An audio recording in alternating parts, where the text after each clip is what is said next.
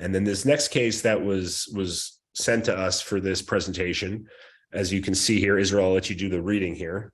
This is a different story. 52-year-old male, chief concern, tooth number 9 fell out many years ago. I'm losing my confidence by not being able to talk to people at work.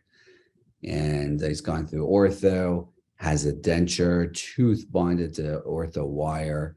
Expressed he's already seen another provider, told the patient he was not an implant candidate due to the extent of hard soft tissue defect, and encouraged the patient to get a bridge. And, even a bridge would probably not be the best idea because that number 10 really has limited support also. So you definitely have to go beyond that to number 11.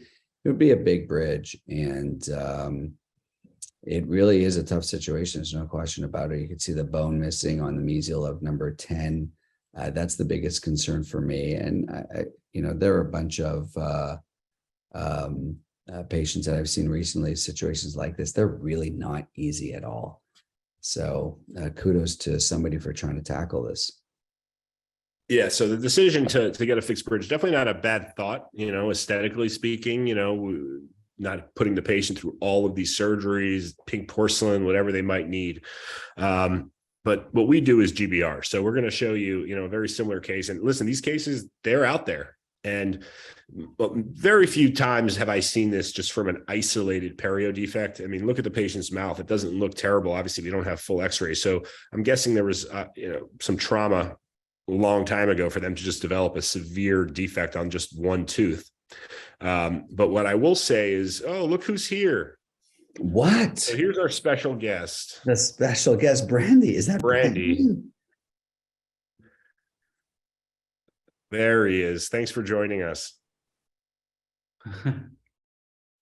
What's up, guys? You made it. I didn't want to give you, we were talking you up, so I didn't want to make anybody wait any longer. They thought it might be Elvis coming on. Better than Elvis. Yeah. What's up, guys? Not much. How's the conversation going? I know I jumped in a little late. I just barely got home from the office. So. Well, you look good. Yeah. Thank you. You look ready to go. Well, we're talking GBR here, okay? Because we have, some things coming up we want to talk about. This is a case that was sent to us from one of the students. And you can see these cases. I was just mentioning that, for this type of case to occur, a lot of the time when I see this, and I see these a couple of times a year, it's almost always a surgical site that's been treated a couple of times too. In this case, in particular, that wasn't the story. It was just a localized defect. But yeah, these are very challenging. You don't really know what you're getting into. And the point I want to make here is that, it's not so much just to see the x-rays. Obviously, the x-rays are valuable, and you can see, even on the lower, how thin this patient's anatomy is to begin with, in a sense. But we got this really massive vertical defect on tooth number 9, not only in, horizontal, but vertical. But one thing they didn't send us is the soft tissue pictures or the smile pictures. And so, this is a case that I just treated recently. The CT scan with the quality isn't so great, but very, very similar case. And for me, the most important thing here is setting up the patient's expectations and, getting that smile line photo, really trying to figure out, is the patient going to be happy if you put them through 2 or 3 surgeries and they still end up with, black triangles or pink porcelain? If that's the case, it may be better off, going the non-surgical route, and that's okay. But these cases can be very tricky because if I didn't have the scan, it really doesn't look to be all that bad of a bony defect. Of course, there's soft tissue issues here we have to deal with. But these are cases that it's not just about the bone. You got to think about the soft tissue from the beginning. Well, one red flag over here is, although the soft tissue kind of morphology looks pretty decent, you look at that number 9, and that's a lot of recession on 9. Yeah. And what is that, 4 millimeters recession or so? And just knowing that, you can see that there's a lot of bone loss on that one. And there's probably 3 millimeters of recession on the mesial of number 7. So, all around that this is a tough case. So you got to talk to the hardest thing for me on these cases, believe it or not, is that, you look at the CT scan and you can't really tell where the bone is on the adjacent teeth either.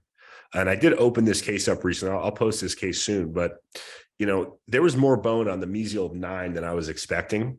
which was, really a great feeling when I opened it and I actually had a bridge of bone there, but you really can't always see it. Hey, Curry, Flap it. you notice Matt's photos there? You see anything with, go back one? Another one back. Look at Matt. This is Matt. This is me being, this is what I learned from you and Curry.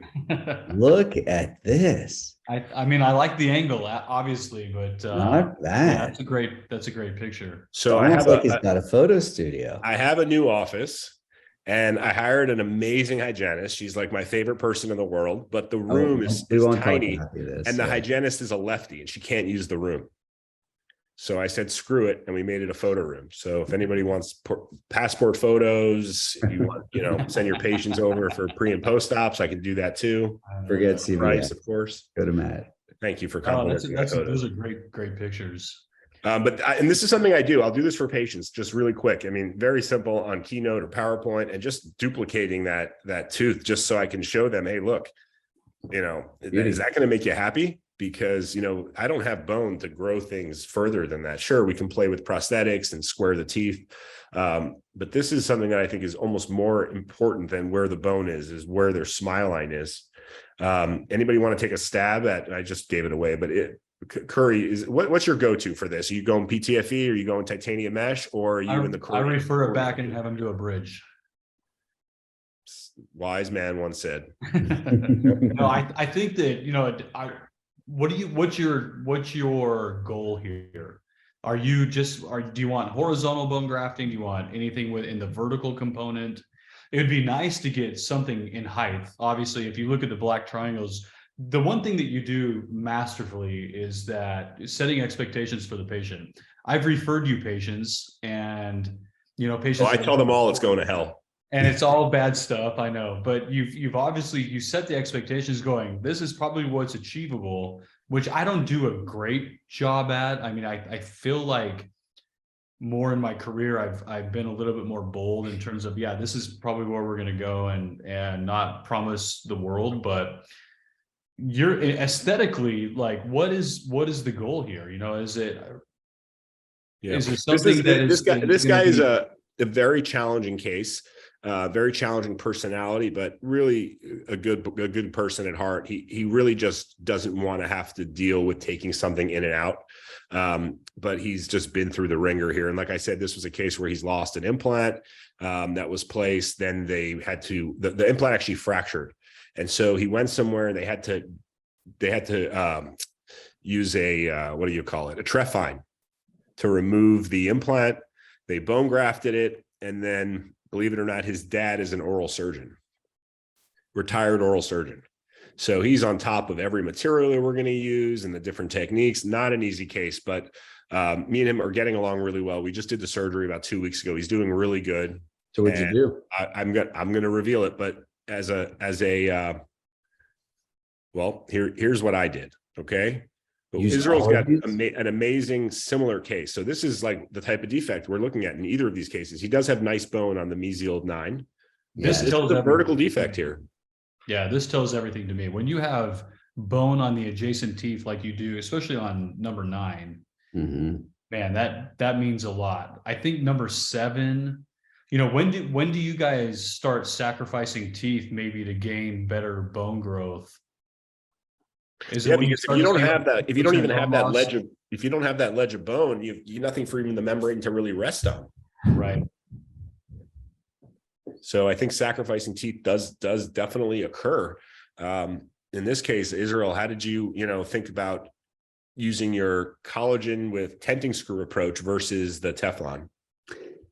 I think this was even before I started to use resorbable membranes with tenting screws. So if you saw this tomorrow, you're doing resorbable with a tenting screw here? If I saw this tomorrow, what am I doing? Yeah, I probably am.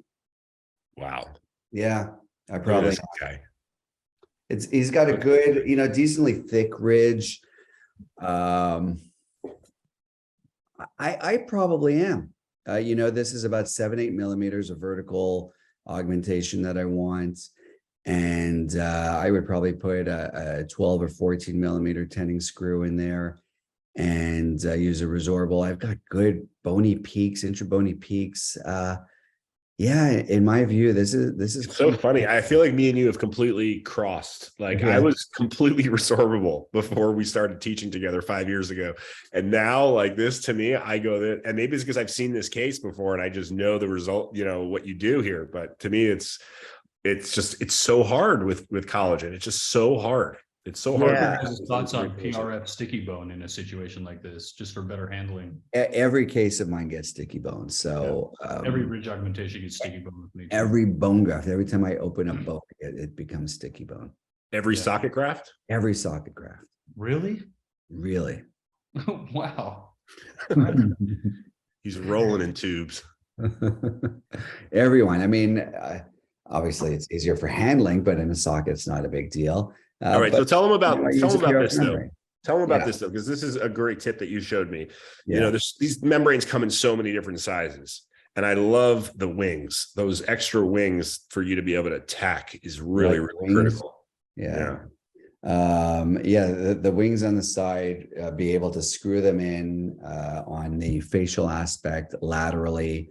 You see, everyone loves PRF for everything. Why not? I agree. It definitely makes the handling better. Makes for a cleaner photo for sure. And you get, that's all that's important. And you get the PRF membrane that you can use in addition to your collagen membrane. But yeah, you secured it. Yeah, they secured it here on the lingual first, on the palatal first, because like we teach in the course, always secure the toughest part first before the graft. So the toughest access is on the palatal over here. So secure that with probably 2 screws there, and then add the bone and pull it through and approximately to be able to screw it on the facial, and put 2 or 3 on the facial over there. Yep, 2 on the right side, 1 on the left. Make sure it's nice and secure. Make sure that you're at least 1.5 millimeters away from the adjacent teeth, and just make sure it's stable. Make sure it doesn't move at all. If it does, you definitely want to add more screws to make sure that it doesn't do that, because if you have movement, it's not going to heal well. Matt, is that screwed on the palatal? Yeah, right? 2 of them. There is. Okay. Has to be. The only time you would not do anything on the palatal like that would be like an Ixos case, which I've done a few of in the last year or so. And that's a whole other ball game of coolness. Well, one of the things, I've noticed doing more cases with, dense PTFE is that, it makes the surgery a little easier than using collagen, right? Because it's not going to tear as easily, and it kind of, you can kind of pull it a little bit taut. But there's so many more things to think about, all these sharp ledges. You really got to have that bone compact, because the side effect, the more comorbidities, if things do open, or, there's so many consequences. And so, having to trim back the membrane, even not the most difficult thing in the world. What do you use, a 15 or a scissor? Start with scissors, but then there's always trimming after you secure it in place. You never quite get it, because you don't want it to be too narrow. You don't want to be touching the adjacent teeth. So you get it to where it's not touching the adjacent teeth. But then once you secure it, things do move around a little bit. And then, I'm looking at this case, and I was probably maybe too close to number 7, and then went around with a 15 and trimmed it. But it's not easy if you have one of those titanium struts in the way. Then you have to actually use your scissors. A 15 blade is not going to cut through that. So, and you can see there, it's not quite so evenly trimmed. There are some little, rough edges or whatever it's called, in the PTFE, and it's okay as long as it's not moving around, as long as it's containing the bone graft. That's a nice view. That's a great picture. Yeah, so you could see the augmentation, obviously not just vertical, but horizontally also. And you get that adaptation. So you can see the titanium struts that are rounded with the curvature of the ridge. And the biggest, most important thing with this is you never have enough soft tissue release, never. And again, another thing we teach a ton in the course is to release until you can cover the occlusal, or in this case, incisal edges. And we go through that a lot of how to do that. but that's what you want to see. That's how we verify that there's enough. And, again, the Cytoplast horizontal mattress and Glycolon interrupteds, only one vertical release. You can see that in a whole bunch of my cases, only one vertical release. If there's no need for two, there's no need for it. If there is, great, add one, no big deal. But you can see how everything's really stable like this. And then we wait for a vertical augmentation like this. How long you guys wait? At least 9 months. Yeah, exactly. So this is not a 4 to 6 month wait. This is 9 months. This is a baby. And you want to make sure that it's fully healed. I use that metaphor all the time. When, dissemination comes in and they say, how come they say I can get my tooth on TV? I can have it by tomorrow. And I say, we're growing a baby inside. Right. It's going to take 9 months. Like, that's how long it takes. Exactly. You can't rush perfection here. Yeah. I don't know where I heard that from, but it's a good one. And you could, you open it up, and this is always a tense moment, no matter what it looks like on the CT scan. You open this up, and, all of us, we start to poke at the bone and see, like, okay, is the probe going in? Is our instrument going into the bone? So it's always tense, and you open it up and you see this firm density. And of course, always happy to see that. So remove it. Good. So, Matt, are these with soft boxes, or what are you taking pictures with? Is this in your office? No, this is Israel. This is classic Israel Puterman right here. Oh, this is Israel's stuff. Okay, these are soft boxes for sure. Yeah, at the time I was using soft boxes, but honestly, I haven't used soft boxes in at least a year. I've been using Jess's flash cap. I'm completely 100% flash cap. I haven't used soft. I love flash cap, but it is hard in the back of the mouth because you can't get as close. You definitely can't get as close. You just have to figure out the mirrors. It was frustrating at first, but you figure it out. Yeah. And this is great. You go a little further away. You increase your ISO to get good lighting, and you figure it out. It's okay. Yeah, this should be like the cover of a book. Just put it there. So now that I know this is Israel's case, I'm going to be more critical. Please do. I don't like that class 5 composite on number 6. Yeah, it's a beauty. I did that one myself. I can say. That's amazing. Yeah, that's a great case. You got to turn your implant, the timing. You want those dead center. You're like 2 degrees off. Although, the teeth are not straight facial. They're like, gotcha. I was aiming for that 87-degree angle, not quite 90. Well, I used to place a lot of Straumann implants, and I just over the years have gotten away from it. And I asked you a couple months ago, I'm like, I don't understand, because I started placing them again. And I would just torque out, and those blue things were just snapping on me left and right. And I had no idea that you could engage the loxum that lower down. You would just leave them be wherever it's not. I was just tossing implants out. I was just backing them out and just tossing them. Oh my God. That's okay. Straumanns are the cheapest implants, so it doesn't matter.